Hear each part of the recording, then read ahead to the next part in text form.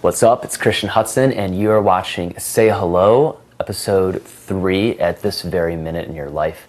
And I'm so excited for you to be joining us for this particular episode because there is so much cool stuff in here about what to say and how to flirt and how to get her to open up. This is the exact stuff that I wish someone had given me like years and years and years and years back. I haven't seen it anywhere else on anything I've ever read. So to the best of my knowledge, this is the only place where you can be getting the information you're about to get right now. I'm almost so excited that I wish I was standing up, but then I wouldn't be sitting down, and I like sitting down. So let's jump into it right now. We're just going to start talking about what is an opener, why it works, and how you're going to be doing them. So what is an opener? Okay, an opener is basically the first 3 to 5 minutes of a conversation. A lot of guys think that an opener is the very first word out of your mouth, but an opener is really the first 3 to 5 minutes of a conversation. It's your words, it's your body, it's your presence. The presence is very important. A lot of guys overlook that. And it's not just the first line, it's the subsequent lines and the back and forth. Your opener is essentially the thing that lets you get into the point where she wants you to stay there or she wants you to leave. So what is your goal with the opener? And I thought about this a lot because I used to go into conversations and I would like try to be really cool, or I'd try to be laid back, or maybe I'd try to be over the top. After a ton of time and a lot of approaches, I realized that the best approaches had 3 things in common. And whenever I went in with this mindset, even if it was subconscious, it worked out for me. So what is your goal with the opener? It is 1, to capture her attention. 2, to arouse her emotion. 3, to create intrigue and or a hook. So let's go back over those. Capture her attention, arouse her emotion, and intrigue her. We're going to be going into those in a lot more depth and with a lot more examples. Let's talk at a high level about what capturing her attention means. You're at a bar, she's walking, and she's there. Maybe she's walking down the street and you see her. Maybe you're at a coffee shop and she's reading her book or whatever. You got to capture her attention. She must focus on you instead of everything else around her. That is critical. So if you're in a bar, she's got to be able to hear you. That's really important. Your body, when you approach her, it should be imposing but not invasive. So she should feel your presence, but not be creeped out by it. Now, if you've been following along with the whole Say Hello course, then you know that we talked about this in the previous episode, which is all about how to have great nonverbals when you approach a woman. So again, you want to get her focus on you. And that means that you have to be okay in the spotlight and even want it. When you see a group of girls who you want to approach, you have to be okay with them putting all of their attention on you. If you can't get that, if you don't want that, then you're going to lose out on the opportunity to really captivate them. And this is where the power of presence comes in. All of those things that we worked on in last week, the vibe, the tonality, the nonverbals, the way you make eye contact, your presence is going to have just as much of an impact on her as the words you say. We demonstrated a little bit of that in some video last week, and if that didn't click for you, then I want you to go back and I want you to watch that again. If you're really having a hard time with it, then come in, get some coaching with us. But the point is, your presence captures her attention as much as anything else does. The biggest mistake that I see that guys make, and we see this weekend after weekend with our coaching programs, is guys who are too timid to want to get a girl's attention. They stand too far back, their voice is too low, they're just afraid of her looking at him and like being hit with the spotlight of her eyes. And admittedly, it can be a sort of scary thing, but if you haven't done it before. But it's definitely something that you have to be comfortable with if you're going to approach girls. You have to get their attention. Now, the reversal of the mistake is that we do see some guys who just push their way in. They get way too close way too soon. This is especially the case for a lot of guys who we see who read a lot of pickup literature. They just feel like they can get really close really soon. We want you to be confident. We want you to be assertive, but we do not want you to be overwhelming. Again, this is a nuanced thing. You can feel if you're being overwhelming because she starts to back up. You can feel if you're not being close enough because she's straining to hear what you have to say and she just doesn't really want to talk to you. So if, this is a self-check. It's very easy to perform. If she seems semi-engaged, as in she's not like backing away from you and like, oh my God, who is this guy all over me? And if she seems like she's actually talking to you and she's not struggling to hear what you're saying, you've got her attention, or you've got the group's attention. That's great. Next thing you've got to do is arouse the emotion of the girl or the group. You have to make her feel something in your presence. And it could be anything. It could be humor, it could be suspense, it could be drama. The bombing openers can even get her to feel disgust. But whatever it is, it must rise above her current experience. And you can make this possible with your words or with your presence.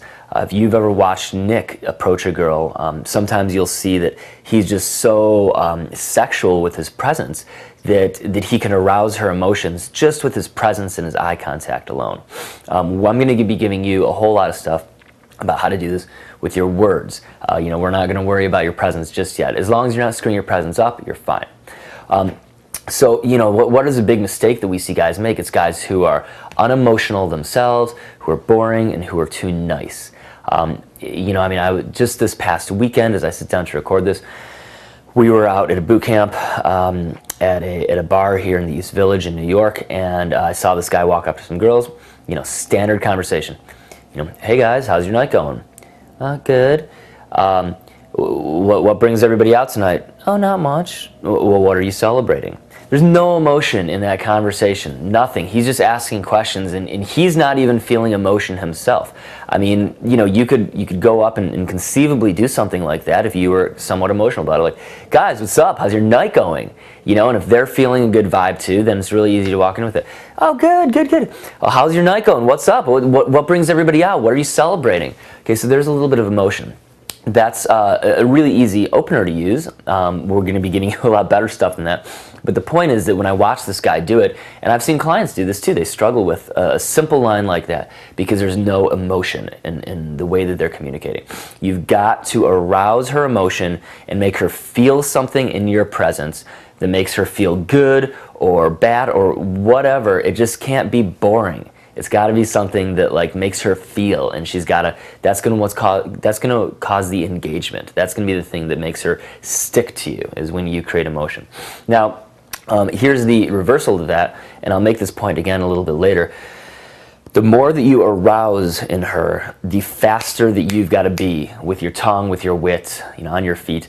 We've talked about the bombing openers extensively. We're going to talk about them again. Bombing openers arouse suspense and almost disgust, and you can reverse them, but you can't reverse them if you're slow-witted. You've got to be quick. So the faster that you arouse her emotion, the quicker you've got to be. That's why we like them, because they get you thinking quickly.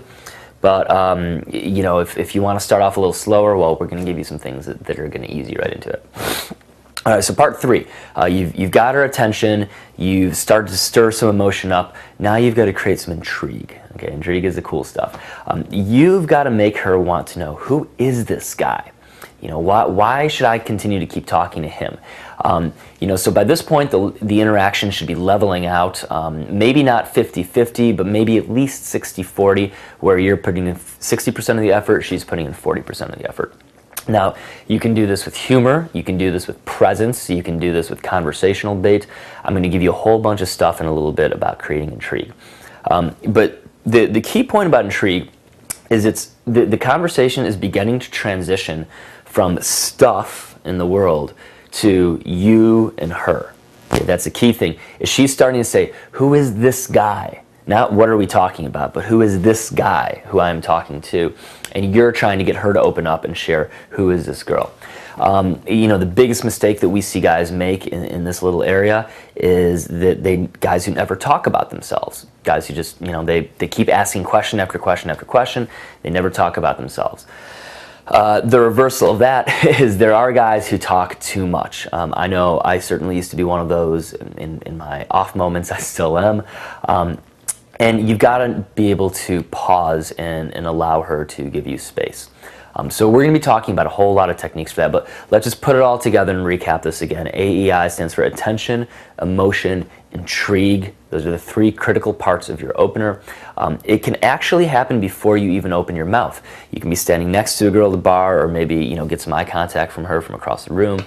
and just kind of like do a nonverbal opener, get her engaged with you, all that. Or this can be the sort of thing that's a slow burning fuse. It can take 3 minutes, 5 minutes, 10 minutes. It can even take 2 interactions. You might open her up, and we're going to talk about this in a little bit. You can even open her up and then leave and then come back again. So it really depends on where you're talking to women and the particular women you're talking to. And this all comes from some practice and from some awareness. So let's jump in right now to talk a little bit more about what attention is in depth. So you ready to start getting her attention? All right, so what we're going to do is we're going to start and we're just going to go through a whole bunch of openers, style by style. I don't know how many are in here, but there's a lot.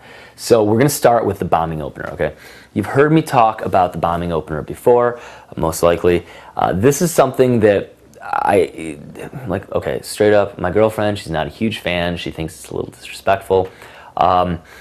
You wouldn't use this at like a high-class charity function, but it works great at bars, especially if you're having social anxiety, because what it does is it gets you right into the groove.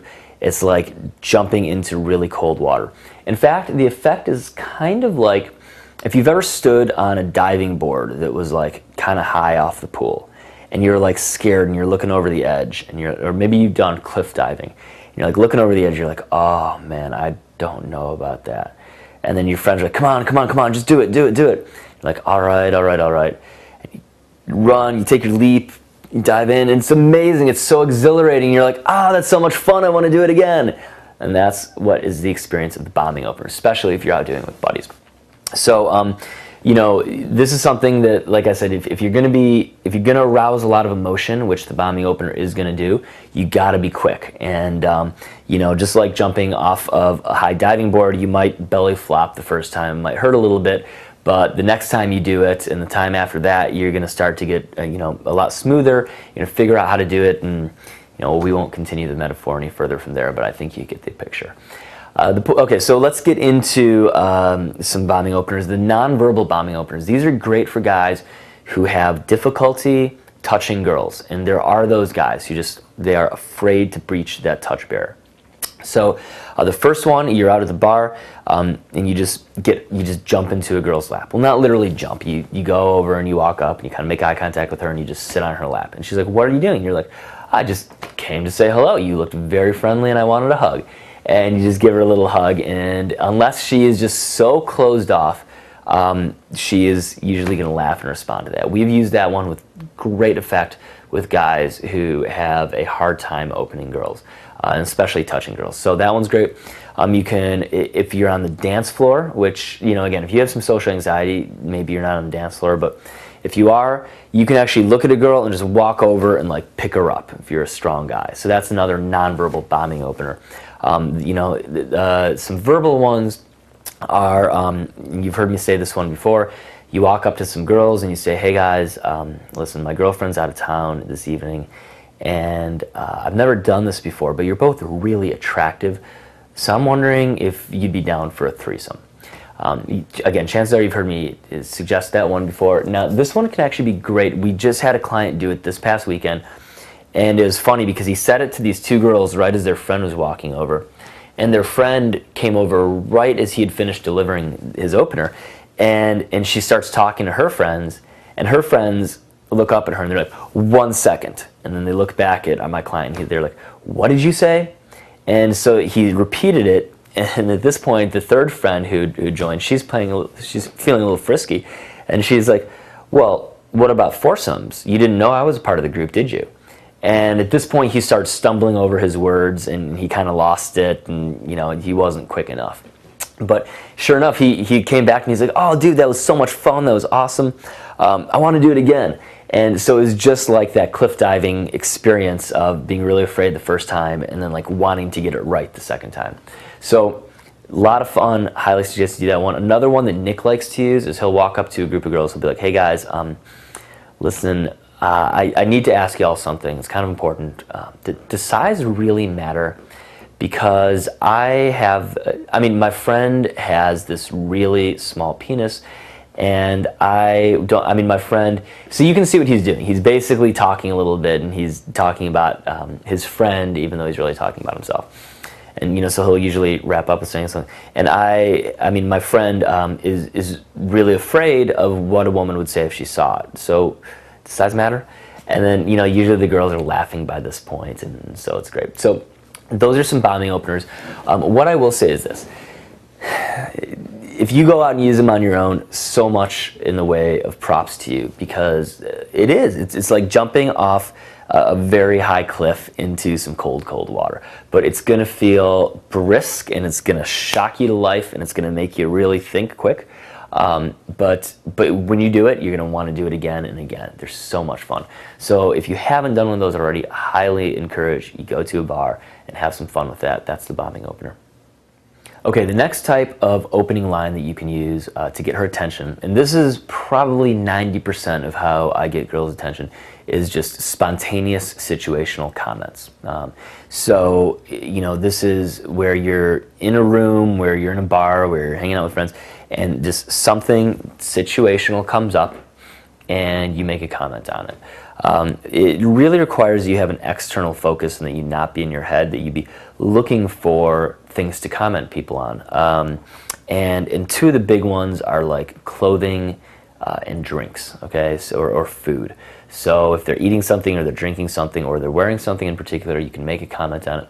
A little later in this lesson, we're going to talk about making things easy for yourself with these spontaneous situational openers. But for now, I just want you to get the sense that, like, if a girl is wearing, well, here's an example that just came up from this weekend. A girl was wearing flip-flops, and it's the first warm weekend of the year. And so I looked down, and I'm like, damn, you're wearing flip-flops. That's amazing. And so that is a very easy situational spontaneous opener. Another one is, I was standing next to a girl at the bar. She was drinking something called framboise, which is sort of a raspberry liqueur. And I was like, oh, sweet, you're drinking framboise. I didn't even know they had that here. And so we start talking about that. So those are some very easy ones. Another way that you can approach situational spontaneous openers, this is something that requires a little bit of practice. It's something that I've really trained myself on, is the art of looking for absurd interpretations of an environment. So, for example, one time I was at a bar called Pianos. There's a big line towards the bathroom, and there's a fire extinguisher right there. And so I walked up to the girls and I said, hey guys, is this the line for the fire extinguisher? And like, they saw the fire extinguisher was like right behind them, and so they laughed, and we started joking, and we went from there. Another good one, there's a bar here called Spitzer's that we like to go to. The bathroom is down the stairs, and I saw some girls who were standing right at the top of the stairs. So as I walked up, I looked at them, and I'm like, look down, look up at them, look down, look up at them. And at this point, they're kind of like, what is this guy looking at? And I walked up to them and I said, you two are the zipper checkers, right? That's why you're standing here? And so they just laughed. They just really laughed. And I was like, see anything good? Anybody not quite doing it right? Anything dangling out, God forbid?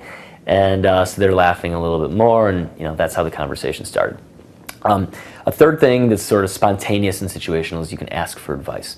So if you're at a bar where there's a lot of microbrews, where just like a lot of different beers, and it's not just Bud and Bud Light, and a girl is drinking something, you can say, oh, what are you drinking? I can't make heads or tails of this menu. And she starts telling you, and you say, oh, so you're a brown ale sort of girl. Cool, I love brown ale. Newcastle, absolutely my favorite. See, you think this one's good, huh? And she'll say yes, no. All right, I'm trusting you. I'm gonna trust you. But if it's not good, like, I don't know, I might have to splash it on you or something. You can drink it. So you could tease her a little bit. Or if it's not good, I'm coming after you. I know where you're standing. So again, little teases that make it really easy. You could do the exact same thing if you're standing in line for a sandwich or for coffee, even at Starbucks. Like, you could use this. I've done this before, where I've walked up and I've said, this menu is ridiculous. Like, I just wanted some coffee. Like, but you know what? Honestly, like, girls usually get the craziest stuff, like double chai extra, mocha latte-ados. Like, what kind of drink is your favorite? Like, what do you like to get? And in this case, the girl was like, actually, I just like dark coffee myself. I was like, okay, that's amazing. Like, I never meet girls who just like dark coffee. What's your name? So you can see how just asking for advice on something, you can do it in a sandwich shop. You know, you can do it at Chipotle. I hope you don't do it at Chipotle. I hope you've been to Chipotle before and you don't need advice there. Anywhere, though, that you can ask for advice, you can, you know, come up with something like that. So those are spontaneous situational openers. I'm going to give you a little bit more advice later on that's not just specific to these types of conversation starters, but is more broad-based about how to make things easy for yourself and how to look for situational, spontaneous things to open with. We'll get back to that in a little bit. For now, let's move on to the next one. Okay, so the next type of situational opener that we're going to talk about is what I call playfully pacing their reality. So it's a little easier demonstrated than it is explained, but I'll give you the high-level explanation. Basically, she's sitting there, she's got something going on in her conscious or maybe even her subconscious, and you walk up and you call it out, and you're able to pace her reality and say, this is what you're experiencing at this moment. And again, if I just gave you that description right there, I wouldn't expect that you'd be able to go out and do it. So here's a couple of examples. The first one, Nick came up with this on our coaching programs. It's something that we have clients use and it works great. As well, them approach two girls, and they'll be like, you know, hey guys, on a scale of 1 to 10, how serious of a conversation is this that you're having right now? And the girls usually laugh, as unless it's like a really serious conversation or unless they don't like the nonverbals of the guy, they'll usually say something like, oh, 5 or 6, or I don't know, or like, well, it depends on who's asking. And that's always the answer that you want, is depends on who's asking. And then you can follow up with something like, because, you know, I know that when I'm out with my buddies on a Friday night, we hate it when girls come and bother us. I mean, you know, usually we're talking about very heavy topics like political economy and, you know, the currency crisis and war in the Middle East. What are you guys talking about? And, you know, by this point they're laughing and they're giggling a little bit, and, you know, they obviously have not been talking about, and probably have not been talking about war in the Middle East. So, you know, they'll open up and they'll start sharing with you. That's how you use that opener. Okay, moving on to the next one. I love this one. I've used it a bunch of times. If you make eye contact with a girl in a bar, you know, it's very easy, especially if you made eye contact with her a couple times. You just walk up, you say, you know, I couldn't let you sit here all night without having a chance to get to know me. And notice that I said I did not say I couldn't sit here all night without getting a chance to get to know you. That's like the obvious thing you're saying. You want to say, I couldn't sit here all night without giving you a chance to get to know me. And so that's what flips it around, that's what makes it kind of flirty, and she's like, really? And then you can say something, you know, she'll probably pause, she'll laugh, whatever, be like, oh, really? Be like, yeah, and you know, I gotta be honest with you, like, you're not too bad yourself. I'm kind of curious to get to know you. So this is where you can have sort of a flirty vibe. You know, she's gonna be like, really? Be like, yeah. So, you know, my name's Christian. What's your name? So just jump into it like that. All right. So another one that I love. It's real similar to this one. It's a little bit easier because it's got a sort of a punchline in it. I think I heard it from a guy named Glenn, who's a coach here in New York. You can use it on the street. You can use it at a coffee shop. You can use it at the bar. And it does work great. Is you look at her and you say, this assumes she's giving you some eye contact. You say, you know, if you're gonna give someone that look, you should really come up and say hello to them. And usually the girl will be like, well, what look? And you say, what look? You know, like the look of a kid, the fat kid, like looking at an ice cream cone. And so that always gets them to crack up. You know, what look? What, like a fat kid looking at an ice cream cone?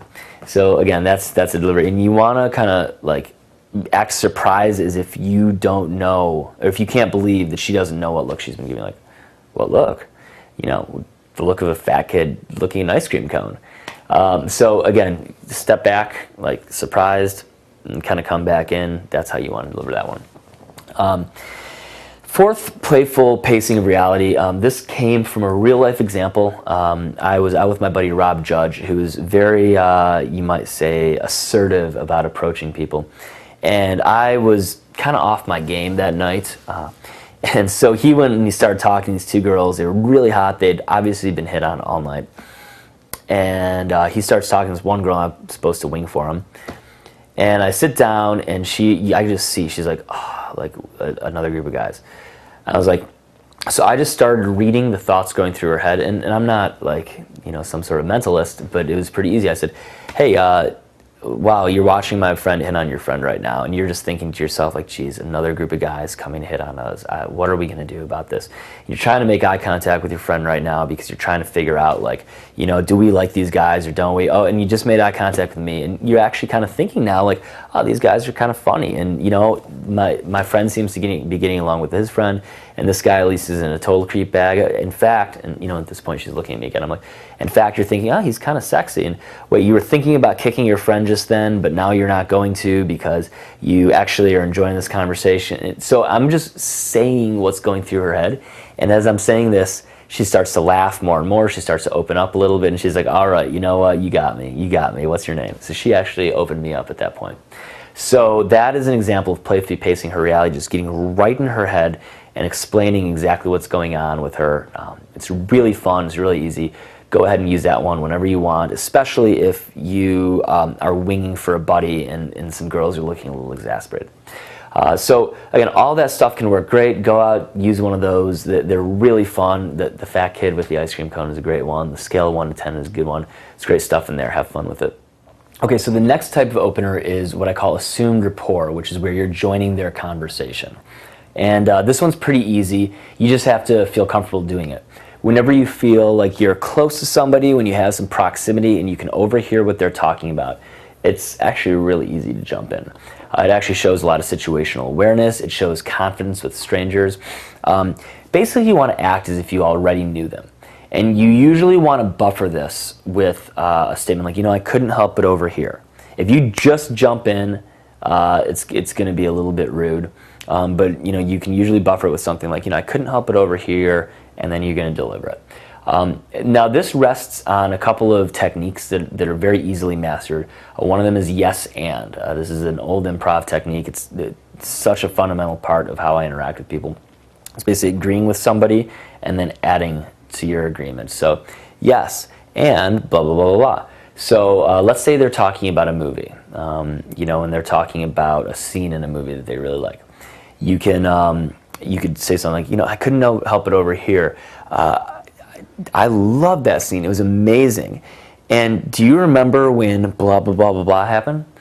So basically, I've agreed with what they said. I love that scene. It's amazing. That's my yes. And do you remember when blah, blah, blah, blah happened? That's my and. You can also do a yes, but. You could say, you know, sorry, I couldn't help it overhear.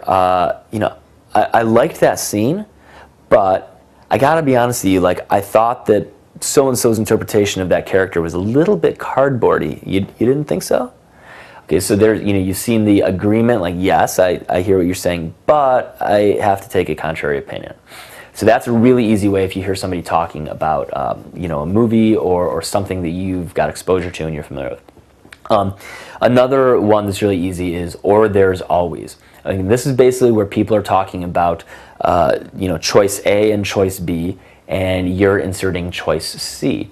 So let's say that they're talking about, it's late at night, you're at the bar, and they're talking about where they want to get late night food. This is actually a great time to talk to girls and take them to another bar. So you could say something like, you know, let's say they're talking about pizza or tacos. You could say, oh, well, you know, sorry, I couldn't help it overhear. Like, I'm actually a little hungry myself, and I was thinking about this. Of course, you know, there's pizza, there's tacos, or there's always crepes. Have you guys ever had the late night crepes around here? Very easy way to start the conversation. You could even go absurd with it. You could say, you know, I hear you talking about pizza and tacos, and that's all good, but I got to be honest, like, you guys are both, and at this point I'm kind of looking them up and down. Let me give you my eye contact. I'd be like, you know, pizza and tacos are pretty good, but I got to be honest, like, you guys are both, like, you're both pretty well dressed right now. I mean, we could just go to Per Se. I've heard that they've got a really great late night menu. If you're not a New Yorker, Per Se is like one of the most expensive 5-star restaurants in town. So most New Yorkers are going to get that joke, and you know, they're going to be like, oh, ha ha, Per Se. Be like, no, seriously, like, let's get in the cab, let's go up there, like, let's make some food. It'll be amazing. So that's the or there's always. Here's a few examples of this from my own life, and I've just given you some sort of generic examples, but these are 3 that specifically came up when I was out at various times. At one point I was standing next to these 2 girls, and I heard them talking about like, well, like, I don't know if we really want to like go out hard tonight, or like if we just want to go out. And I just joined the conversation. And I was like, yeah, I mean, what exactly is like going out? I mean, there's going out and there's going out, like, you know, going out hard. Like, what is going out? And so it was just a really easy way to start the conversation as they were talking about going out. Again, I'm just listening to what they're saying, and I'm asking them to define something that they're speaking of. You know, well, we could go out or we could go out. You know, I've had this, and so here again, I'm joining. You know, I've had this conversation with my friends before. What exactly is going out? So, you know, that's how you deliver that. You know, another one is I was standing nearby a table and I heard some people talking about Braveheart, and I just interjected and I said, you know, sorry, I couldn't help but like notice, like, were you guys just talking about Braveheart? And they were like, yeah, and I was like, freedom! And they all started laughing. Okay, this is at a bar, and everybody's already in like a really good mood, and they're having fun. So just join the conversation, start talking about Braveheart, and then I think I added something like, and Mel Gibson, such a hottie in that movie. And you know, there's a bunch of girls, and like, I know. And you know, so we just started talking about it from there. I think I asked them, I'm like, so you guys like men in kilts? And you know, so again, easy conversation, just picked right up on it and joined right in. If people are talking about a movie, it's always easy to join it. A third time that this happened in my life, I was walking down the street, and there were two girls who were very close to me. I think they were like a little bit in front of me. Both were really attractive. And I heard one of them saying like, yeah, you know, and I was so disappointed because like I attended her birthday party and she definitely did not come to mine, and like her presence was notable. And I'm thinking to myself like, oh, this is so retarded, but I'm going to join the conversation anyway. So I like kind of walked up next to them, and I like looked over. I'm like, don't you hate that? It's like when you put an effort to be friends with somebody and like they just don't reciprocate. Like there were two people who I thought were pretty cool, and I went to their birthday parties, and then they didn't come to mine. I'm like, off the list, never again. And the girl's like, yeah, absolutely, never. You know, so we started talking about that. And at that point I was like, so when is your birthday? And she was like, oh, it was in July. And I'm like, oh, summer baby, I'm in August. You know, so you know what it is not to bring cupcakes into school. And that's, whenever I talk to somebody, and this is complete non sequitur by the way, but whenever I talk to somebody about their birthday, if they were a summer baby, then I talk about how they didn't get to bring cupcakes into school. And if they were not a summer baby, if they were like, you know, born during the school months, I'm like, oh, so you got to bring cupcakes into school. Wasn't it great, like, when everybody celebrated your birthday? So it's an easy one. That's assumed rapport, joining their conversation. I've just given you a ton of examples. So you should easily be able to find somebody who's talking about a movie and join a conversation about that. At the very least, just go out, maybe use some yes ands, throw in some other stuff. You're going to find that those open really easily. Here's another assumed rapport conversation starter, kind of along those lines, but I like to call it catching up. Okay, so this catching up is where you're essentially starting a conversation with some girls under the premise that you know them already. It slips in under the radar because it seems like a conversation that she'd have with a friend. It does require some nonverbal interest. It requires good physical movement. You've definitely got to come correct and be confident with this one with your body language. And it definitely leaves openings for her to ask you questions. So we can bang this one out real quickly. I'm just going to give you some examples here. You know, basically what it is you're going to catch her eye, you're going to walk up, you're going to be, oh, there you are. I was wondering when I was going to see you. And she's going to look a little weird, a little like shocked, and you're going to be, so how's your night going? And she's just going to, as long as your body language has been good, she's going to like respond pretty well to that. You know, oh, it's going great. Wait, do I know you? No, but, you know, and then you can respond like, no, but like you were the person like that I've been looking for all night. And she can laugh at that. You can respond with, what are some other things I've responded with? You can say, yeah, don't you remember? Like we had that crazy mad tryst like just the other week down in Mexico. You were there. I totally remember you. And she could laugh at that. You know, this is where your absurdity can run wild. Like, yeah, we met on that like cruise down in Bali just 2 months ago. I can't believe you don't remember this. Or like, yeah, you were part of that, like, you know, we were building homes for Habitat Humanity back in Wisconsin 2 years ago. You don't remember? So again, this is where, you know, if she asks, do I know you, just come up with some absurd answer. Another one, if you're talking to a group of girls, oh man, there you are. I was wondering where I was going to see you. Where were you guys before this? And, you know, just make some quick eye contact, find the one who's zeroing in on you, and lock in on her, and that will allow her to, you know, sort of answer you. let's see, if it's just one girl, there you are, I was wondering when I'd see you. Who'd you come here with tonight? So that one is as if you saw a friend and you were wondering who they came here with.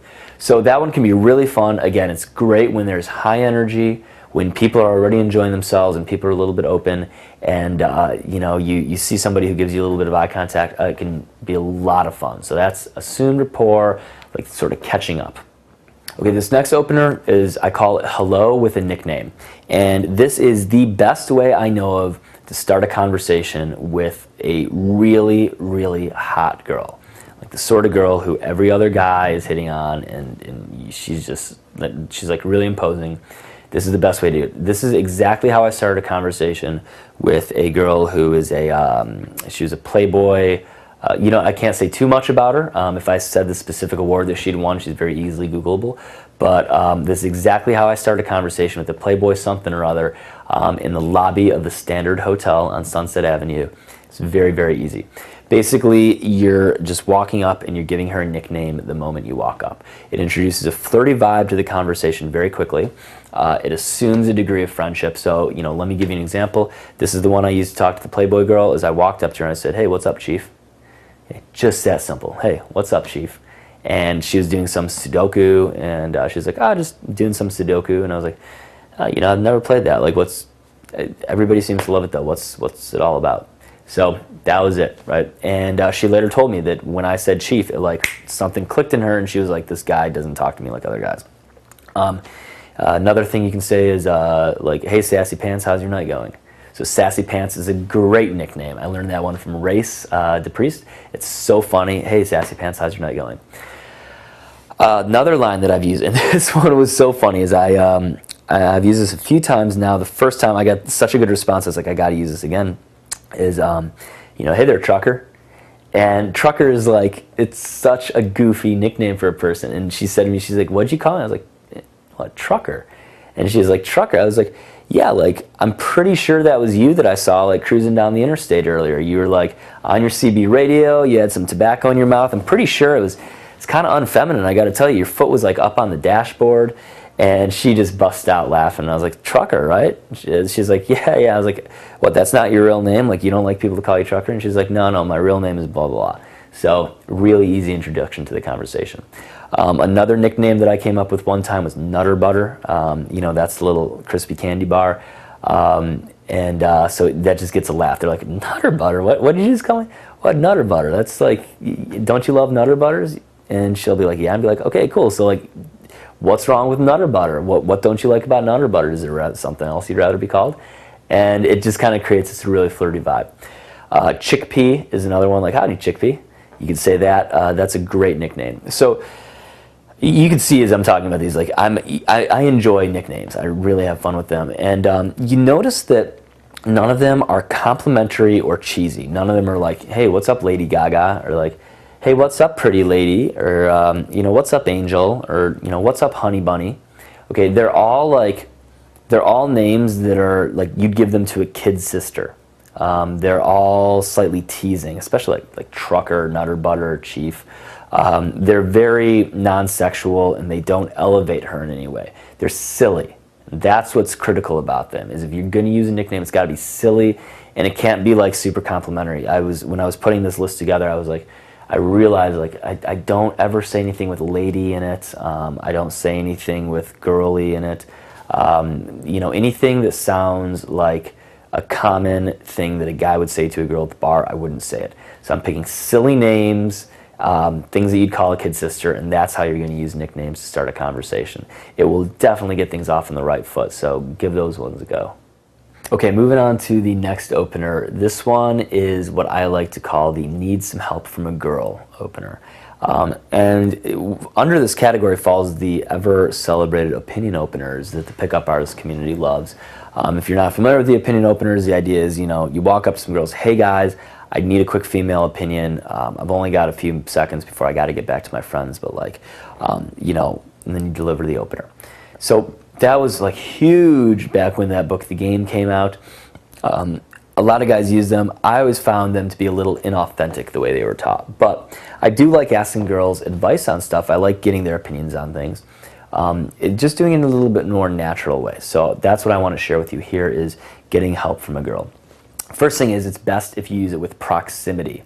Okay, so you want to be close to her. You don't want to like walk across the room and and have this be your opener. That's making it hard on yourself. Make it easy. Get close to the girl. Be talking with your buddies about whatever it is, or in certain cases you can be on your phone.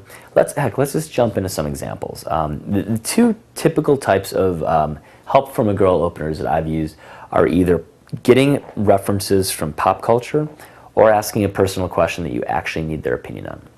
So, here's an example of an opinion opener I used one time. Is I was out at a bar, I was sitting there by myself waiting for a friend to show up, and there were some girls nearby, and I was texting on my phone, and I looked over at them, I said, hey guys, I need your help with something. What's the name of Jennifer Aniston's character on Friends?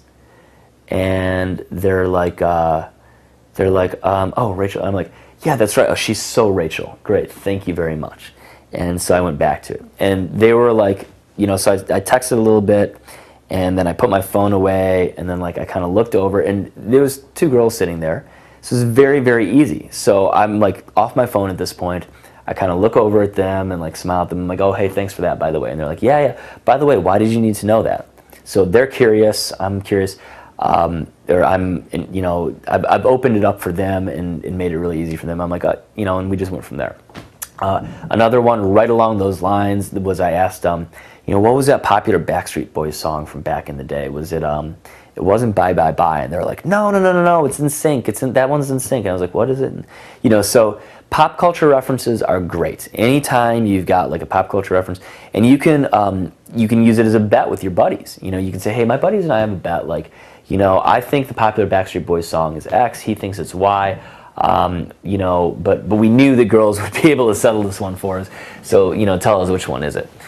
So that's a great way to get girls' opinions, or get them giving you help, I should say. Now, when you actually want opinions, I've got a couple of great ones. One of my favorites is when should you add a person to your BlackBerry Messenger list? If you see girls with BlackBerries, and I've said this one before, but I'll give it to you right now. If you see some girls with BlackBerries, you can walk up and be like, hey guys, I see y'all have BlackBerries, and something came up with a friend recently. He just started dating this girl, and she wanted to add him to BBM like really, really quick.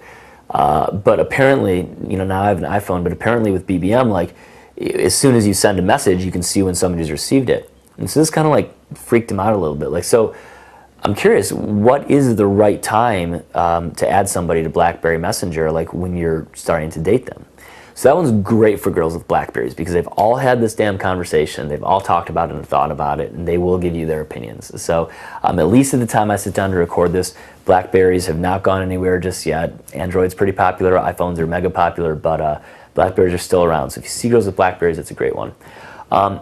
Another one that I love this one, is you see a girl who's really attractive, you can walk up to her, you can say, hey, excuse me, I had to ask you, where did you get those jeans from?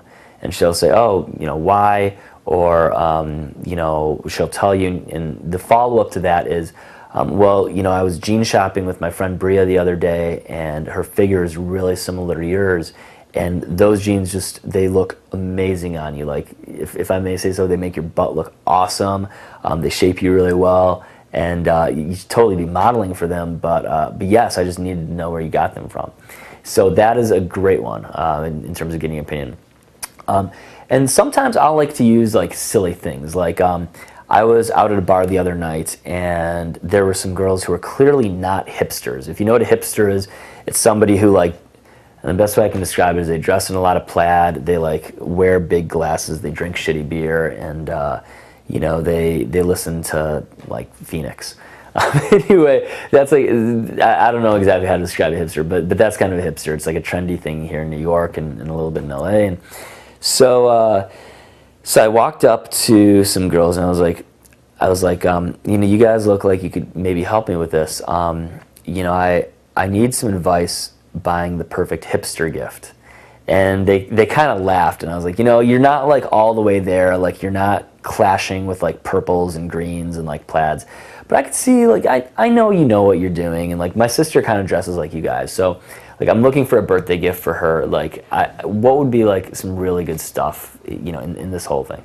And they loved it. They thought it was so funny. So whether it's hipsters or whether it's like, I need a gift for this type of person or that type of person, just when you get absurd about that sort of thing, that's what makes it really funny. Is I need a gift for a hipster, or I need a gift for a hippie, or I need a gift for a corporate type, or I need a gift for an accountant.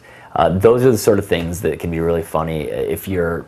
Now, you wouldn't say something about an accountant if you weren't out with accountants, but that's where you can use this type of opinion. So those are a whole bunch of opinion openers, and more broadly, openers where you're getting input from girls. Honestly, those are okay. They can work really well. Those are not a huge part of my own game. I've used them from time to time, but I always like to use situational stuff a little bit more. So you may enjoy them. You may really get a lot of mileage out of them. If you do, then I encourage you to develop some opinions of your own, some opinion openers of your own that you're going to use. All right, let's move on. Let's talk about direct compliment openers. Okay, so direct compliment openers, I actually have used these to great effect. I love direct compliment openers. And again, it's a little scary when you do these, but man, they work so well. This is basically you're stating your genuine interest in a woman, and it's got to come from a place of high value.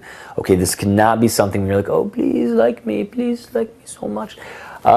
You want to be appreciative without needing anything in response. The mindset you have is that of an art patron, where you see some beautiful art on the wall and you're like, that is incredible. Like, wow, the painter who created that I really got to give that guy respect. So that's your mindset when you're doing a direct compliment opener. It's also about making somebody's day better. Whenever I give a direct compliment opener, I know in my heart, I'm like, I'm going to rock this person's day. Like, I'm going to tell them something that's going to make them so happy. And I literally have the idea in my mind that it's like handing them some flowers and just saying, here, this is for you. The more creative that you get, the better. I'll give you 2 examples of direct compliment openers that I love. There's only one that I ever use with any sort of regularity, and there's another one that I'll use from time to time if it's called for. And that one I'll give you first. So that one is basically when a girl has eyeshadow that matches her earrings. Every now and then you'll see a girl who has put enough thought into it to have her eyeshadow match her earrings. And you can just call it out. You'd be like, wow, like, hey, I just had to come up to you. I noticed, does your eyeshadow match your earrings right now? Or is it just the lighting in here? And they will be like shocked that you notice it. They'll be like, yeah, it does. Be like, that is awesome that you put like that much effort and into like the little nuances of putting yourself together. That's incredible. What's your name?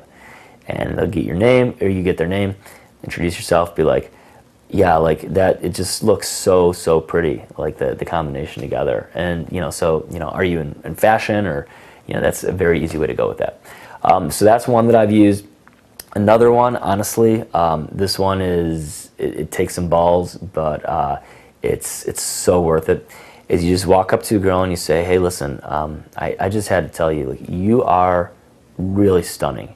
And she'll be like, oh, thanks. And be like, no, but look, like a lot of girls are like, pretty, but like there's something about you, it almost seems to radiate from the inside out.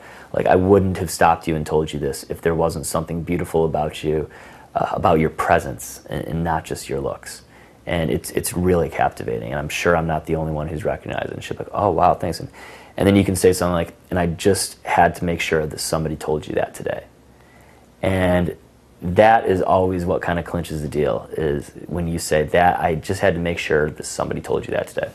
And they will just they'll realize like, wow, nobody has told me that today. Like, and it's giving a woman a gift that no other man has probably given her that day. Because other guys maybe have said you're hot, maybe they've complimented on her dress or her hair, but saying that she radiates from the inside out and that she has a presence, that's what makes this opener work so well.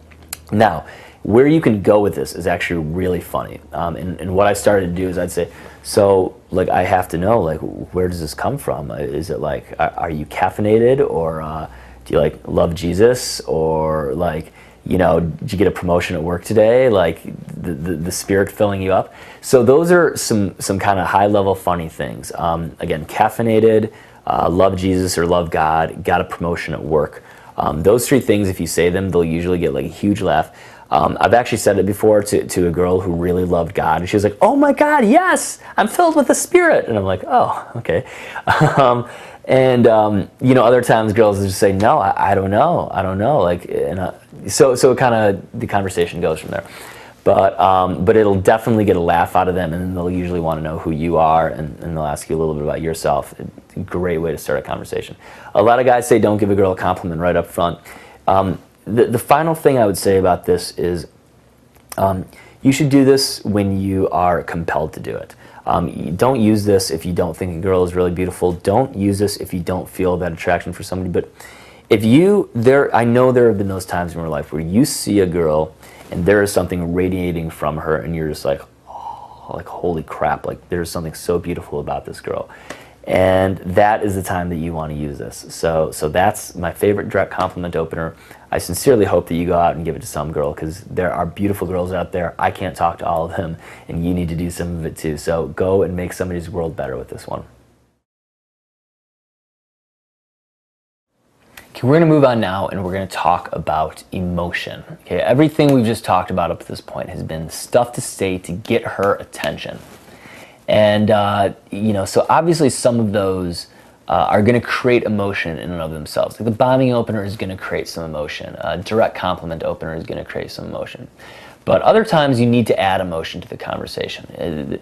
The worst thing that happens, if you've done some cold approaches before, then you know that this has happened, is the conversation sometimes deflates. And it feels like you've just walked up and you've popped a balloon and it's going Well, what's really happening is that you're draining the emotion out of the conversation, the good parts of it. What you want to do is you want to inflate it. Think of yourself like pumping it up with emotion, but don't walk up and go. But you do want to inflate it with emotion. Which emotion? Humor is obviously a great one. Drama can be really funny. Being sassy or sarcastic can be funny. Adding some disbelief, some suspense, some tension, even surprise. Any of those can be great emotions to add to a conversation. So now you're probably asking yourself, like, okay, how do I do this? The first thing I would say, and I'm going to give you some examples, but the first thing I would say is that all of these emotions come from your personality, okay? So, like, if you are in the habit of acting a fake surprise, like, that is coming from your personality. If you're in the habit of being dramatic, that's going to come from your personality. So the first thing you want to think about is, like, what elements and what emotions do I want to, grow in my personality in the early stages of talking to a woman. If you find something funny, you want to be able to laugh about it. If you're excited about something, you want to be able to share that enthusiasm. If you are feeling sarcastic or kind of sassy, you want to be able to share that. And frankly, you need to look for opportunities about how to make things emotional. They don't just happen. So, again, being overly dramatic about things, like, oh, woe is me. That's an example of being overly dramatic. Being excited about what you're talking about. This is the simplest one of all. We see a lot of guys who, they come into our coaching programs in the very early day, the very first day, they're not enthusiastic when they're talking about themselves. And it's like, come on, man, like, be excited about your life. Share something that you're excited about. Like, have fun with this, So, let's get into some examples of adding emotion to conversation. These are just quick little one-liners. The best one that I can give you is to talk with enthusiasm about the things that are important to you. When we start talking about intrigue, we're going to, be getting more into that. But, let's talk about drama. Drama is a great one. Drama is a really fun emotion to add to an interaction. So, let's say that you're talking to some girls. You can use what I call the timeout. So the timeout is basically, whoa, timeout. Okay? So it's just that simple. Whoa, timeout. Where are you guys from? Or timeout. What are you guys doing standing here? Or like, whoa, timeout. Like, you guys aren't from this neighborhood, are you? So the timeout creates like a spike of drama. Okay? Very, very similar is what I would call wait a second. So like, some girls are talking, you go, wait a second, wait a second, wait a second. Okay, say that again. Or, wait a second, wait a second, wait a second. You said, what? Or wait a second, wait a second, wait a second. Where are you from? So any of those things is going to create drama. Now the funny thing is that's creating some tension in the conversation. So let's say that she says, let's say you're talking to a girl and she says she's from like Peoria, Illinois. And you're like, wait a second, where did you say you're from? She's like, what, Peoria, Illinois? Be like, oh, okay, never mind. I thought you said, never mind. And she'll like laugh. She'll be like, wait, what? But you've just introduced drama to the conversation. That's the point. You're having fun with it. Or you could say something like, my best friend went to Peoria, Illinois. And she'll be like, really? You're like, no, he didn't, but it sounds like such a cool name. Peoria, I never get to say that name. I just want to say Peoria a few times. And she'll laugh, okay? So that's where adding some drama and then releasing it. You're just bullshitting, but it's funny bullshit. You can be sassy, okay? If she says something, be like, really? Like, oh, really? Okay, and this is where like you're being that like sassy woman in her life. Like, oh, really? And she'd be like, really? Really? Really? So, you can just get this back and forth going of saying really. Another one is like, if she says, she could say anything. She could say like, I'm from Peoria, Illinois. You are not. Or, I'm an accountant. You are not. Or, I do modeling in my spare time. You do not. Yes, I do. Oh, please. Really? Wait, time out. So now you're just starting to combine these together. You do modeling in your spare time? Okay, hang on. I guess I need to see your book. I don't know. I really had you pegged as an accountant, but heck, who am I to say? Anyway, so tell me about this modeling thing. Tell me about why it's so fun. So at this point you've had fun with it. You've been a little bit of sass. Another sassy thing you could say would be like, oh my God. This is great in a high energy environment. If you're at a bar, she says something. Again, this stuff is really funny when she's giving you like stuff that's unremarkable. So like, like where are you from? Do you live in this neighborhood? Anything like that. And let's just say she's like, oh yeah, I live in Williamsburg. Oh my God, you do not. So she'll be like, yeah, why? Be like, oh, wow. And at this point she's going to start picking up that you're being sassy. Another one is, you would say that. So this is like so silly, you just like, you said, what's your favorite thing to do? Oh, I like scuba diving. You would say that. Or, where are you from? I'm from the East Village. You would say that. So it's, oh really, would I? This is where you can get that really fun, flirty back and forth going. Another one that I like to use is like the disgust noise, which is like, ah. So it's sassy, right? It's just like, she says something, you're like, ah. To go back to like the zipper checker one, the girls who were standing in line for the zipper checkers, I think I said something to the extent of like, you had a zipper checkers, right? And they're like, yeah, and they're like, ah. They're like, what? And I'd be like, I talked to management a while ago about this, and like, I asked them to get a guy and a girl zipper checker, and now there's like a guy and a girl, and I feel like my civil rights are being violated. So I was able to use a disgust noise and then introduce something kind of silly. So disbelief is another great emotion that you can insert into the conversation. So let's say, and that's kind of along the lines of sass, but let's say that she says, she's from a certain place. Like, she's like, oh, I'm from Williamsburg. You're like, so notice that's just nonverbal. Like, So it's a look of big disbelief. So where are you from? I'm from Williamsburg. Are you sure about that? So it's funny, right? It's introducing something really funny and goofy, and most guys aren't going to do that. They're going to be like, oh, Williamsburg, yeah, I've been over there, some cool bars. But no, you're going to go like, are you sure about that? So it's going to introduce some flirtatiousness into the conversation. Another line, I got this from my buddy Bobby, that's kind of disbelief, is like, wait a second, you guys aren't tourists, are you? That's a fantastic little line to introduce some disbelief. And then, to be sarcastic, you can just show sheer disappointment. Be like, oh, geez, I don't know. So anything somebody gives you, they say, I'm an accountant, be like, oh. Or they say, we live in the neighborhood. Oh, no. So, like it's dramatic, right? It's funny, it's disappointing. You're like, oh, no. And they'll say, what? Be like, oh, jeez, no.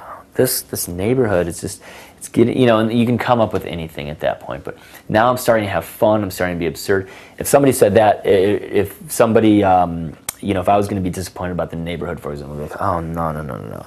I'd be like, what? What about it? And I'd be like, I was so hoping that you lived a little bit closer to me so I could come stalk you, but this is just too far. It's not going to work. So that's, one easy thing I could do. You can probably come up with other things yourself. Here's the point with emotion. Let's step back for a second. I've just given you a bunch of ways to inject some humor, some drama, some suspense, some disbelief into the conversation to literally pump it up with fun and do stuff that other guys haven't done. More broadly, all this stuff, what it allows you to do is it gives you the opportunity to have fun and to be creative with the things you say next. So whether it's, oh no, like this is never going to work. I was totally planning on stalking you, but you live down here, I'm on the Upper West Side, it's just way too far for me to come. It's not going to work. That's just one example of me having fun coming up with words. I could come up with any number of other things. I want to get you working with your brain to start to come up with other stuff and start to enjoy it. So we'll give you a little bit of homework to use these phrases to insert some emotion into the conversation and take it to the next place and come up with some creative stuff on your own. But that's how you insert emotion in the conversation. It's very, very easy. You just need some very simple phrases. You need to do something that other guys aren't doing. Have some drama, have some suspense, have some fun, see something funny in it. It's not that hard, and once you start getting this stuff, it's so fun. So go check the homework because there's some great stuff in there about how to put this into practice. All right, so you have gotten her attention, you stirred up the emotional pot, and now it is time to intrigue her. Okay, this is really fun. You want to get her focused on you. Now, this is basically when the conversation hooks. You know what it is when it hooks. She starts opening up to you. She starts asking you questions. She turns her body to you. Basically, she's showing genuine interest in you. A lot of guys screw this up, though. They get the attention. Maybe they even get a little bit of emotion going, but I can't quite get this intrigue thing going on. Why? Why did they screw it up? Okay, here's why. One, maybe they're talking about themselves too much. You're not going to do that. I'm going to show you how to fix it. When you talk about yourself too much, it's like all the intrigue is gone. It seems like you're self-centered. No bueno.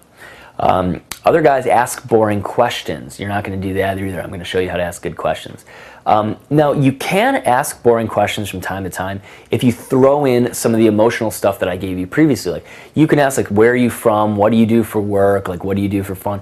If you're able to be fun, sarcastic, like, oh, really? No, time out. You did not just say that. All of that emotional stuff I just gave you, you can ask boring questions and actually make it work. But at a certain point, you've got to take it beyond the boring questions and get a little bit more into her. I'm going to show you how to do that too. Third thing is when guys let a woman lead and take the frame. I'm going to show you how to fix that. But basically what will happen is, especially if you come in and you work with us live and you do coaching with us, we've got a couple of girls who will bust your balls if you're not leading the conversation. They will like flip it back on you and they will take charge and then they'll be like, all right, you're out of here. So you got to be able to lead a conversation. Fourth, thinking about what to say next rather than just listening to the girl and paying attention to her. Now I'm going to show you how to listen to her and not be too much in your head. Obviously, when you're still working on this stuff, it's going to be a little tough, but what are the fundamentals that you got to get right in order to intrigue a girl? Let's move beyond what the guys screw up. Let's talk about what you're going to do right. First one is how you talk about yourself. The second one is the way that you answer questions. The third one is the way that you get her to open up to you and the questions you ask her. Let's move in. Speaking about yourself. You got to talk about yourself. We had a client just this past weekend. I listened in on one of his conversations and I'm like, man, like he is just asking question after question after question after question. He was not asking the woman, or he was not telling the woman anything about himself. This is a problem because, look, a woman has to know that she values the man she's talking to. At a certain point, you could be asking all the most interesting questions in the world, but she's going to say, like, wait, who are you? Why am I talking to you? Like, who is this guy? And you have to answer that question for her, but you got to make her work for it. So, that's why you got to talk about yourself, and that's why you got to talk about yourself in the right way. You're going to do that by using bait. Okay, bait is basically a hook. It's where you throw something out into the conversation, and she can bite at it, she can nibble at it, she can grab at it. It's where you say, this is something that is about me, and she's going to ask about it. Your point when you throw this stuff out, and I want to make this crystal clear because some guys totally miss the point of talking about themselves in the early stages of a conversation. The point of talking about yourself, listen and pay attention very closely, is to get her to open up to you. It's not to share war stories or horror stories. It's not to talk about your ex-girlfriend. It's to get her to open up to you. Now, you can say it with enthusiasm, you can say it with excitement, but the whole point is to share just enough of yourself so that she can open up to you and she can be like, okay, I know a little bit about this guy. I want to ask him another question, or I know a little bit about this guy. He's just told me something. Now I can tell him something. That's what it's all about. So let me give you a few examples of ways that you can use bait in a conversation. This one came from this past weekend. I saw the girl with her sandals, and I'm like, oh my God, you're wearing sandals. It's amazing. And she's like, yeah, why is it amazing? I was like, first warm day of spring. Like, it's so awesome. I just got back from Mexico. Everybody's wearing sandals down there. That's my bait, okay? Like, I am thinking to myself, I got to throw in something cool about myself, high value. I love Mexico. I'm going to talk about it anyway. And she's like, oh, really? Where were you in Mexico? I'm like, Playa del Carmen area. Have you ever been? No, I haven't. Well, you haven't been to Playa del Carmen? Oh my God, time out. Hang on one second. So you can already see where this is going. And then I start talking to her friend, like, have you been down there? And she's like, no, but I've been to other parts of Mexico. I'm like, oh, where? So now we're having a back and forth. The conversation's open, and I'm leading it. But they ended up asking me more about myself, further in the conversation. But this is just the smallest little thing where I was like, yeah, I was just in Mexico. And they're like, where in Mexico? Great, I got them giving back to me. Okay, another one. I'm standing at the bar, and the song I Want to Dance with Somebody, I think it's by Whitney Houston, it comes on. And like, I'm there with some friends, and my face just kind of lights up. I'm like, ah. And as my face lights up, I see another girl right nearby, and her face lit up too. And she's like, ah, 'cause everybody loves that song. And I look at her, and I just like say, oh my God, this song reminds me of being at a wedding. And she's like, oh yeah, it's amazing. And I'm like, yeah, like, it reminds me of college. And like, it reminds me of so many things. Like, what does it remind you of? And she starts talking about it, and then like, but I put all these little hooks in there. And she came back to me, and she's like, wait, so where'd you go to school? Like, and why did it remind you of the wedding? So I've already inserted in the very beginning of my conversation all these little hooks for her to ask about. A third example. This is again just from this past weekend. I was out at the bar, and I see this girl drinking a drink called Framboise. It's a sort of fruity, raspberry-ish beer. And I'm like, oh man, like, I love that. I didn't even know they served it here. And she was like, yeah, totally. I was like, I first had Framboise, I think I first had Framboise, I want to say like it was back in college maybe. And she's like, oh, where'd you go to college? It's just obvious bait. And you notice how I like paused for a second. First had Framboise, I want to say I first had it back in college, I think. Yeah, but it was a long time ago. Now, and again, it's not the best bait. It's not that like compelling, but it's compelling enough. She's like, oh, where'd you go to college? I'm like, oh, Michigan. How about you?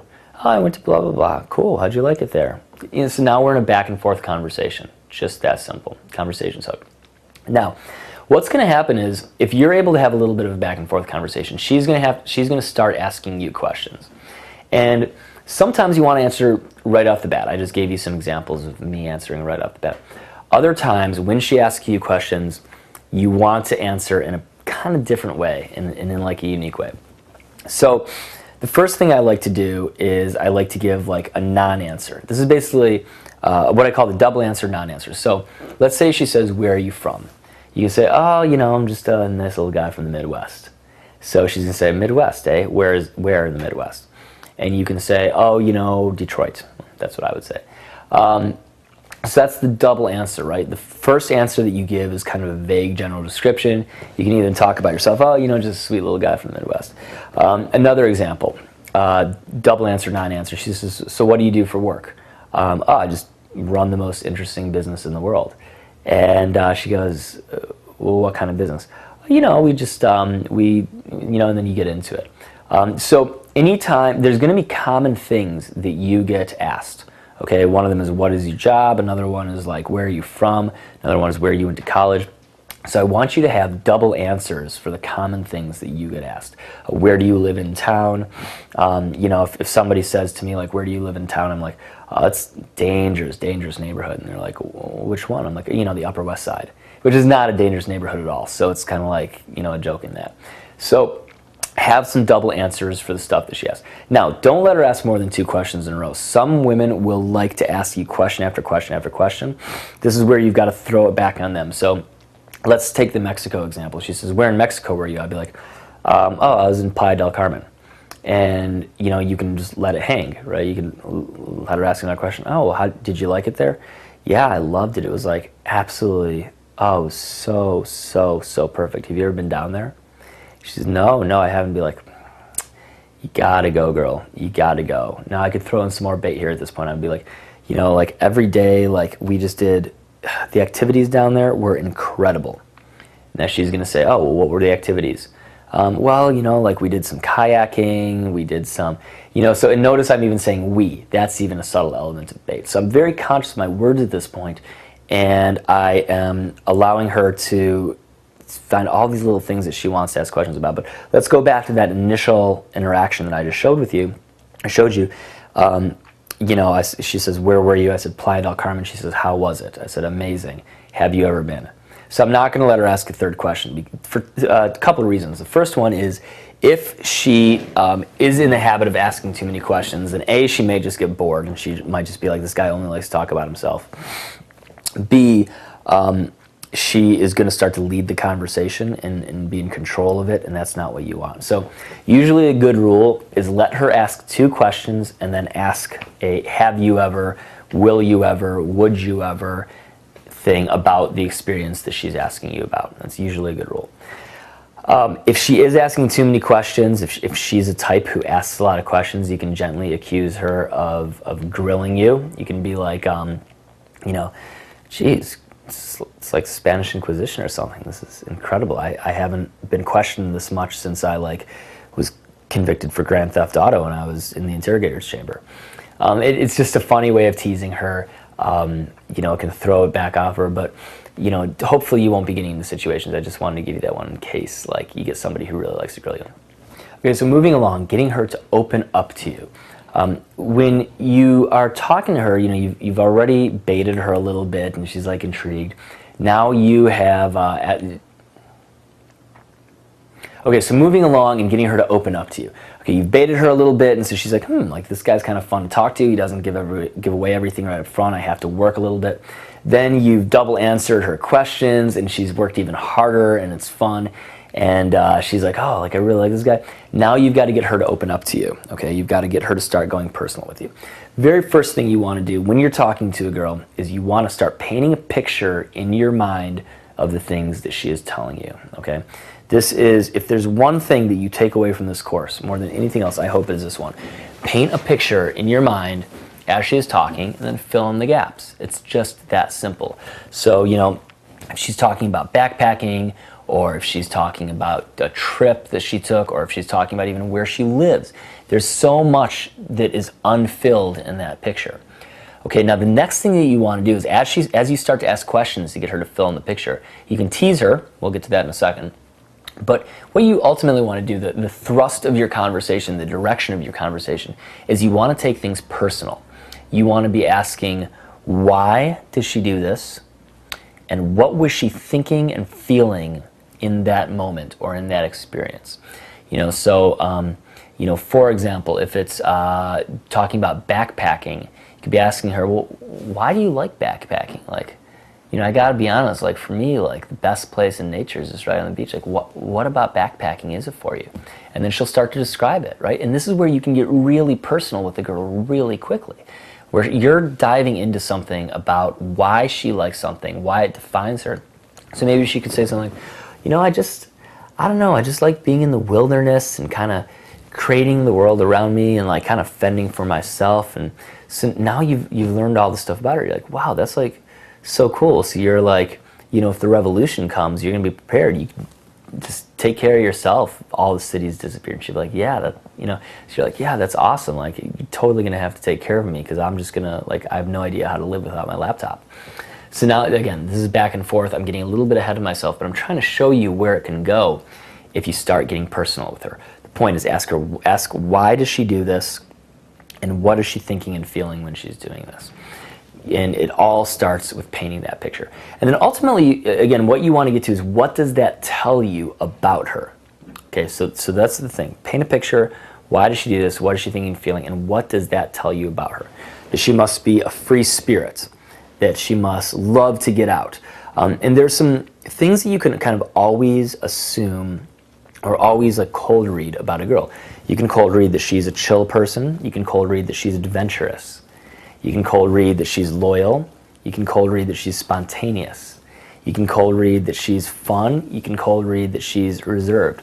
All of these things based on what she's telling you about, what she's thinking and feeling. So, if she's talking about camping, in the wilderness, you can say, wow, so it sounds like you're like a super adventurous person. She'll be like, yeah, totally. But, oh, well, what other adventurous things you do? Now she starts talking about that. I don't really know. I guess that's kind of my only one. That's okay. Like, I like to do snowboarding. I think that's pretty adventurous. Personally, I built a little ramp one time, but I've never built a forest fire in the woods. Like, I would have no idea how to do that. Like, you'll have to show me sometime.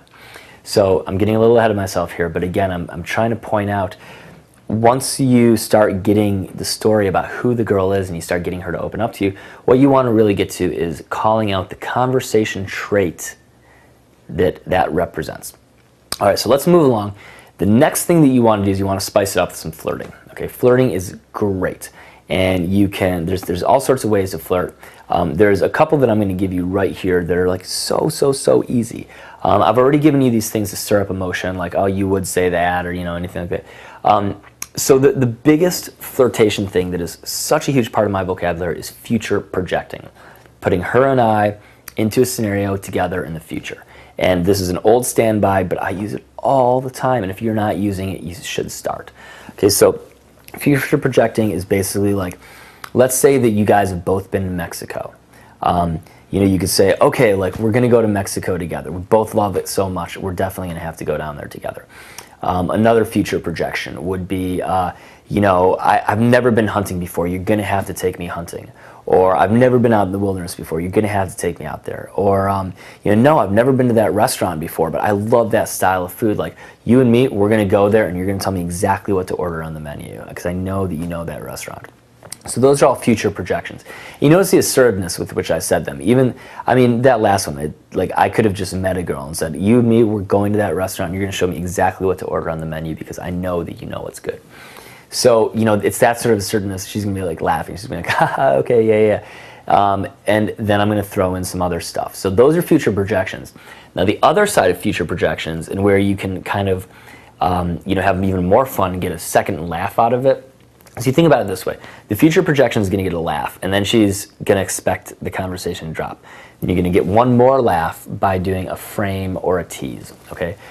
So we've talked about this a little bit already. A frame or tease is like, it's kind of like treating her like your kid brother, okay? So anything that you would say to a kid brother or a kid sister about, how they're always getting in trouble, how they're causing trouble, how they make a mess all over the place, how they maybe like to steal things, any sort of playful accusation about why she is going to be troubled. That's what teasing and framing is. So, for example, okay, we're going to go to that restaurant, but I don't want you stealing the silverware like you did last time. I know about that. It was in the papers. I can't have you doing that. So that's a tease. It's a frame, right? I'm framing her as like somebody who steals silverware. It's ridiculous. It's utterly ridiculous, but it's funny. Let's give you another example of Mexico. Okay, so we're back talking Mexico. I like talking about Mexico, in case you haven't noticed. So talking about Mexico, I say, yeah, so we should totally go down there. It'd be such a good time. That's my future projection, right? And then she's gonna say, yeah, it'll be such a great time. I'll be, but no skinny dipping. I know you're the type. I don't know you that well enough yet. My mom would be very disappointed with you. And so she'll laugh at that, right? I could even throw in a tease at the beginning. I could be like, when I say, yeah, I've been down to Mexico, and she goes, have you been down there? And she's like, yeah, I have. And I'm like, you would say something like that. Okay, so again, that's framing her. It's teasing her, and she'd be like, "What? Why would I say something like that?" I'd be like, I've got you pegged. I've got my eye on you. Okay, just kidding. Tell me where you've been in Mexico." So you can throw stuff like that into the conversation. It's really funny. Those are really simple ways, future projection and teasing and framing, to get the conversation to, like, just take it from the we're talking about each other to we're having fun talking about this. So I want to give you, to wrap this section up, I want to give you a couple of easy hooks that come up in conversations. These are things that I've seen time and time again, and they've just kind of become a part of my vocabulary. So first one is the weather. And this is just an easy way to get her to laugh and to move on to something else. So let's say the weather's really shitty.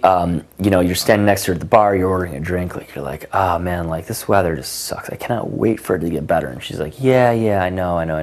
Or let's say it's amazing out, and it's the sandals example. "Oh, you're wearing sandals today. That's sweet. Like, doesn't it feel so good to have like amazing weather? I'm like such an outdoors person. I'm so happy right now." And she's like, "Yeah." And so you guys start talking about the weather. Okay. Point is, if you're talking about this, what you can do is you can be like, wait, one second. Everybody talks about the weather. This is like the most boring conversation topic in the world. Let's talk about something else. What do you do for work? And it's like funny because you've just called out the fact that everybody talks about the weather, and now you're jumping into something else boring. What do you do for work? And she's just going to laugh about it. But it's a funny way to transition from talking about the weather to talking about something else. And if you use the principles that I've just showed you here about like why she does stuff, teasing her a little bit, framing her, then that mixed with those, as you're talking about her work or as you're talking about where she lives, that's another one you can say, well, everybody talks about the weather. Let's talk about something really unique. Where in town do you live? So you can see my delivery in that one. Like, let's talk about something really unique. What part of the city do you live in? Or let's talk about something really special that you've never talked about before. What do you do for work? So it'll just get her to laugh. And so, do that, add in the other stuff, really easy. Another one that's come up is if you walk up to a girl and you say, "Hey, what's up?" 9 times out of 10, she'll say back like, "Not much, what's up with you?" Okay, so she's like, "You gave me shit to work with, I'm gonna give you shit to work with." Now, I'm gonna show you something funny you can say right here. You can say, "Not much, I was just up there, kinda, it's nice, the air is a little bit different, the air's a little thinner, it's not quite as loud, but it's a little more smoky than it is down here." And at this point, she's just looking at you. She's like, "What?" And be like, "Yeah, I was up there. I was looking down at you, and I noticed you down here. I was actually trying to get your attention." She was like, "Really?" Be like, "Yeah, you didn't see me waving when I was up there?" She's like, No, I didn't." I was like, Well, tell you what, I'm going to go back up there again in just a second. But in case you don't see me again, I better get your name so I can call down at you and say hello." So whenever I've done that, girls like just crack up. So I'm going to give you a little transcript of that one. You don't have to memorize it right now, but basically, if somebody says, "What's up to you?" the basic premise is you talk about how you were up there, and then transition it to, "I was trying to wave at you and get your attention, but like I didn't see you," and then end by saying, "But if I go back up there, I'm going to need your name to call down at you. What's your name?" So that one, I came up with it actually on a boot camp when I was drilling back and forth with Jody. I was doing some demonstration. And she's one of our female coaches, and it just kind of came up spontaneously, and it clicked so well. I was like, I'm just going to keep using this. So those are 2 easy hooks. Those will make things happen all over the place. Let me tell you one final one. It's a 5-step hook, I call it. It's also known as instant attraction. It's a really easy way to transition from your opening to something personal. And if you haven't heard me talk about this one before, great. If you have, you might learn something that you never know. So basically, you want to start by baiting about a high-value story. So, we'll just stick with Mexico. For your sake, we're going to pick a vacation spot that you've been. So, I'm going to talk about, I was down in Mexico, and, I love it down there. It's like just so peaceful when I'm down there. And so she's like, well, so you're having a little bit back and forth, but what you want to keep coming back to is, like, I just love like sitting on the beach and like feeling the wind like breeze over me. It's like I'm so at peace in that moment. Like, what's something for you that like really puts you at peace? So step 1, talk about yourself and talk about the personality trait. It puts me at peace. It makes me chill. It makes me adventurous. It makes me happy. It makes me have fun. Whatever. Talk about yourself. Talk about the personality trait.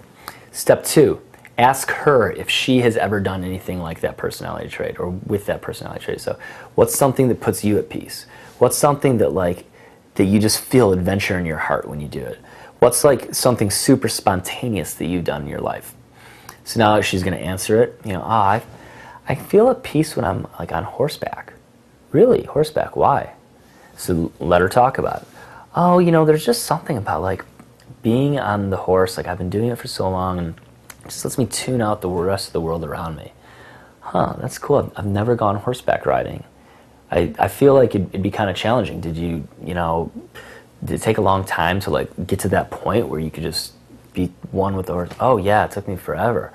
Like, so you must be like super dedicated to that. You must be something you really love. Yeah, I just love it. Well, how long? So you can see I can ask questions on and on and on and on. You want to vibe about this for a long time. Once you've finally gotten it to that point, and you can say, wow, you're so dedicated. That's so cool that like you've got something you love like that. Hey, listen, I'll tell you what. Okay, I've got an idea. Let's do this. Let's like just have the ultimate peaceful experience. We're going to go down to Mexico. I'm going to find some horses, and we're going to like ride them along the beach. Like, how amazing would that be? Do you want to do that with me? She'd be like, yeah. I'd be like, awesome. That's great. What's your name? I probably need to know that before we go down there. So at times when I've taught this in the past, I've talked about how I got drunk and went to Mexico, and it was the most spontaneous thing I've ever did. And what's something spontaneous she's done, and then combine the spontaneous stories. The point is, it's very simple. You want to take a story of your own life and talk about how it makes you feel something, or how it was a personality trait of yours. You want to ask her if she's done anything with that personality trait and get her to answer. You want to talk about her thing, and then you want to combine those into a future projection. So, man, I'll tell you what, you do all the stuff we've just talked about here, you'll create so much intrigue about who you are. You get her opening up to you. You'll get her asking, like, who is this amazing guy who is talking to me in a way that no man does at a bar? And so that's the awesome thing about this. So up to this point, we've talked about getting her attention. We've talked about stirring the emotional pot. We've talked about intrigue. We're going to end with one more little thing, and that's how to make it easy on yourself. We've been through a lot. I got to tell you, I'm like a little fatigued right now, even like going through all this stuff. You've got a lot in front of you, and your head's probably swimming with this information right now. You're like, oh man, like there's so much great stuff in here. How am I going to use it? What I want to do is I want to give you some advice on how to make things easy for yourself when you go out and talk to girls. Going out and talking to girls should be fun. You already know that. So let's figure out how to make it easy. There's going to be 4 little bits of advice I give you. The first one, find the easy shots. Okay, like if you're a basketball player, like there's a lot of glory in making a 3-point throw from the half-court line, but like the amount of times you're going to make that, it's just not going to happen that often. So especially when you're first getting into this, if you're not like good at approaching already, and also like in the early nights, the early part of the night when you're out, when you're going out and like you're just starting to get your social momentum going. The easy shots are the girls who are open. Okay, it's just that simple. You want to look for girls who are open. Girls who are open are standing there. They're kind of half into their conversation with each other, but they're half scanning the room. They're not talking to groups of other guys. They're not secluded in the back corner of the room. They're not the groups that you go at for the glory of impressing your friends. They're just the girls who are like, yo, we want to talk to somebody. So you can find those girls typically at the bar. You can find those girls against walls. Anywhere where they're just standing there and you can kind of see they're half open. So those are open girls, and I am telling you, you have to start your evening by talking to open girls. There are going to be girls who are closed off and cold, and they're just not as easy to talk to. Find the open girls to talk to. Sometimes they're even just standing in the middle of the damn room, and like it's just as easy as like putting yourself near them and starting a conversation like that. So that's one easy shot, is girls who are open. Another one, girls who are wearing something quirky or unique. And you want to note that other guys might comment on it too. But I want you to look extra hard. 3 things that I look at are shoes, earrings, and eyeliner. I've already talked about the direct compliment opener with respect to earrings and eyeliner. Shoes is another great one. Most girls, like especially if they're going out like for a good evening, they wear like really cool shoes, and they think in their heads they're like, oh, like these shoes are going to impress somebody, usually some girl. The problem is, you know, when you're out, how often do your eyes venture like anywhere below her like breast line? Almost never. So nobody ever compliments a girl on her shoes. So if you see a girl with really cool shoes, it's a really easy shot. It's like, wow, those are amazing shoes. Where did you get those from? And whenever a girl, I always like to do this, whenever a girl says, whenever you compliment a girl on a wardrobe item, I almost always jokingly say something like, you know, I was so thinking of wearing that myself tonight. Because obviously I'm not thinking of wearing women's shoes. It could either say that or, where did you get that? I have to get some of my own. So like, where did you get those shoes? Those are gorgeous. I have been looking for shoes like that for ages. I'm dying to get some. You gotta tell me where you got them. So it's really funny. It's a really easy shot. Again, same thing with earrings. If a girl's wearing really special or cool earrings, that's another easy one. And again, for earrings, match your eyeliner. Bam, you're so in. Girls who are doing something interactive. So maybe they're like taking a shot together. Maybe they're toasting together. You don't want to like jump in on a shot, but like, you know, right afterwards, you can be like, oh, hey, like what's the celebration? You know, so that's an easy one to get in on. One that I love is if you are, you know, if you're the type who likes to dance, you can be on a dance floor and, you know, kind of catch a girl's eye during a popular song where she's really having fun and dance near her, but don't dance on her. Some guys have really good dance floor game. If you're one of them, then you probably don't need to be watching this. If you don't have great dance floor game, then, you know, like me, what I like to do is I'll like, basically, if a really good song comes on, I'll like dance near a girl and I'll kind of like catch her eye. I'll be like, ah, yeah, you know, like just having fun. I got a nice big smile on my face, but I'm doing my own thing. And then like after that song goes off, like I'll maybe go talk to her like, oh man, like it's such a great song. Like I love that one. You know, you dance so amazingly to it. It made me want to dance with you, but I don't know you. Like, what's your name?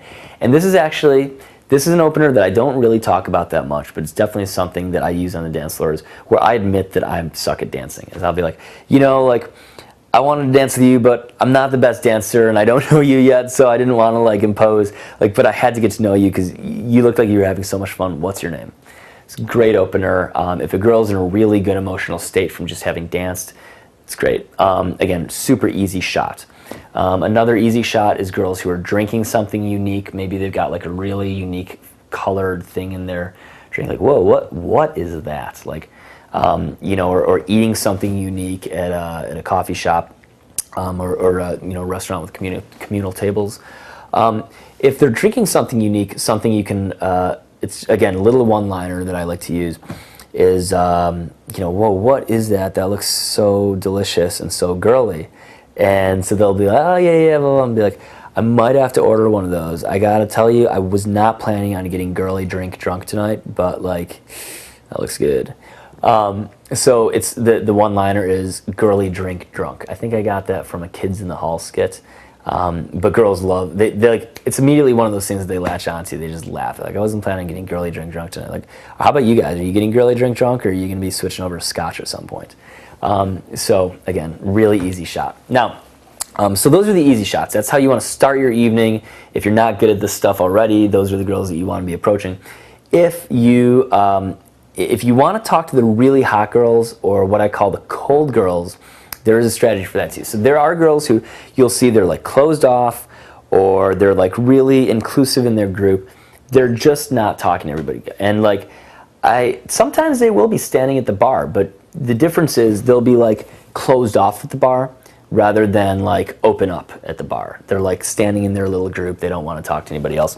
So, you know, you've got to recognize, you know, these are cold girls. They're not super open to talking to people. You know, maybe they look a little nervous.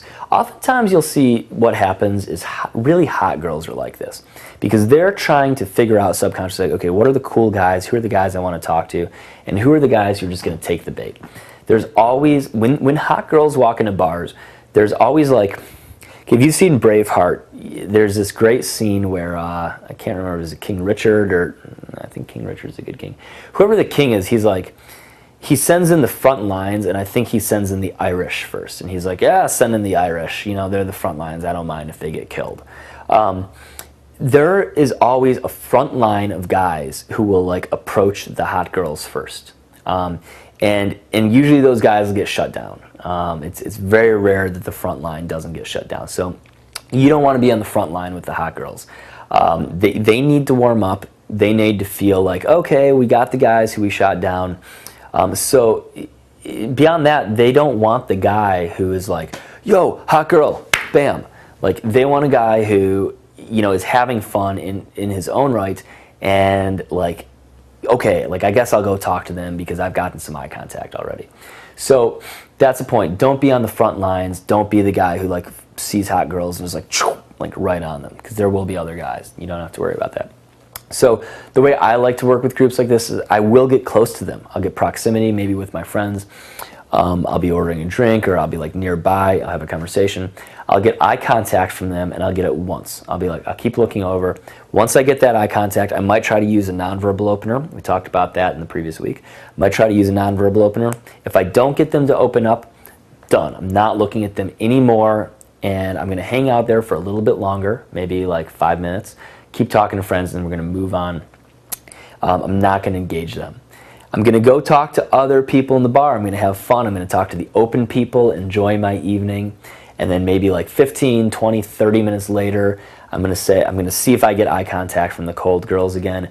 9 times out of 10, I do, and now I can go back and re-engage. And like, it can be something as simple as like, so how's your night going, Nutter Butter? You know, or like, what's up, trucker? And that is where I would use that sort of, the nickname opener is opening, like sort of reopening a cold girl who I'm trying to, you know, hopefully is now warm, and who I've made some eye contact with once already, and I'm just going in and I'm assuming that I'm friends with her. Speaking of assuming friendship, let's move on to number 3. This is the third way that you're going to make it easy on yourself. And this is more of your own mindset than it is something you're going to do. But I do like to assume friendship with everybody in the bar, okay? And it's just like an air about myself. It's a casual way of approaching people. Basically, how would a friend or a casual acquaintance speak to a girl who he was interested in? You want to assume that she wants to talk to you. In fact, if you take that thought in your mind, I assume this girl is going to want to talk to me. We'll work with clients sometimes on coaching programs where we say, this girl wants to talk to you, go talk to her. And we load him up with that thought in his mind. If you assume that she wants to talk to me, she's friendly, it will 9 times out of 10 manifest itself in the right way. Going back all the way to the first lesson of this course, when we talked about approach anxiety, this is one of those visualization exercises that you can do to make it a lot easier on yourself. When you are assuming friendship, you're not going to spew words in a million miles a minute. You're also not working too hard to justify your presence to her. You know, the basic vibe she should be feeling from you is like, you know, look, I talk to girls all the time. I'm having fun talking to you. Like, let's enjoy being together. So that's assuming friendship. Fourth way you can make it easier on yourself is what I call doing a lot with a little. So, look, the more that you work for her, the more value that you give her. That's a good old equation. If you talk too much, if you talk too fast, if you got too much movement, if you're talking too much about her, putting too much on her, if you're jumping around, if you're going too fast, that you're doing a lot of work. And again, sometimes these habits die hard. That's why guys come in for coaching. But what to do instead? Go back and review all the nonverbals from the previous lesson. The nonverbals are critical in getting this stuff right. So you want to get nonverbals right. You want to have them be very simplified, be very chill. That's the first thing. A second thing is called pausing and buffering. Now, this is something that Nick came up with, and he speaks of it extensively in his Fearless program. Pausing and buffering is really simple, but really difficult, kind of like that game Othello. So pause and buffer is when somebody gives you an answer to something, you go, really? So that's it. So let's say they say you say, where do you live in town? They're like, I live on the Upper East Side. Pause, buffer. Really? So it's just that simple. That is the pause and buffer. And usually it gets them to open up even more. So This is something you can do with women. It's something you can do with guys. What's your favorite type of food? Oh, I love seafood. Huh. Interesting. So the specifics of the pause and buffer are you are not passing a judgment one way or the other, and they don't know if you validated them or if you haven't. You're just saying, please give me more. So that's a really easy way to do a lot with a little. Breaking up your stories when you're talking, we talked about that, how you don't want to answer in full sentences. You want to, if somebody says, what do you do? Oh, I just work at the most interesting company in the world.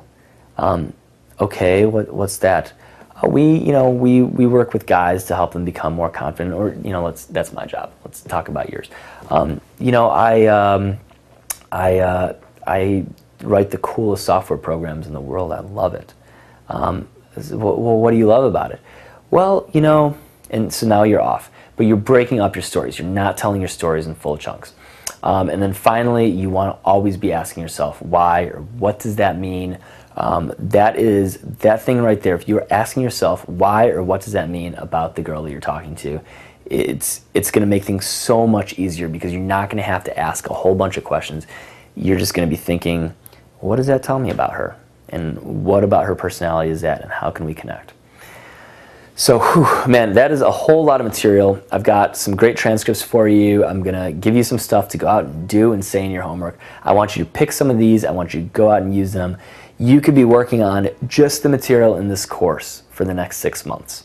Just the material in this particular lesson for the next 6 months. But, go back, find some stuff that you like, that really connected with you. Put it into practice this week. You are going to be opening so many conversations with this. It's like when you get this stuff, it's so natural, it's so easy, you're going to have so much fun with it. So go out and enjoy it, and I will catch you next time when we are talking about specific openers for specific situations. But I don't want you to hold off. I do want you to go out and be putting in the work and going out and doing some approaches right now. You're going to have a lot of fun.